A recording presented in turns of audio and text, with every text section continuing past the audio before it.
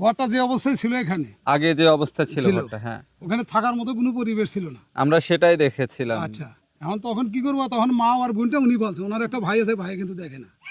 বরঞ্চ পাগলির 5-4 শতক জমি ছিল না, 5 শতক, সেটাও পাগলির কাছে যে কোনো ভয় কবলে নিছে, নিয়ে ওই জমিটা আর এখানে বিক্রি করে দিছে।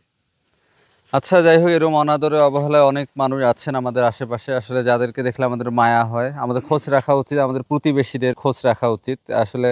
কারণ হচ্ছে একটা নিউজ দেখে হয়তো আমেরিকা থেকে আমার ভাই আমাকে বলেছে, বা আমি ঢাকা থেকে দেখে জানার পর এসেছি, অনেক মানুষ এই বিষয়ে সহানুভূতি জানাচ্ছে, কিন্তু আলটিমেটলি আমার গ্রামে কে না খেয়ে আছে এটার খোঁজ কতটুকু রাখছি, এটা হচ্ছে প্রশ্নের বিষয়। কারণ মানে আমার প্রতিবেশী না খেয়ে ঘুমায়, আমি পাক্কা ইমানদার মুমিন।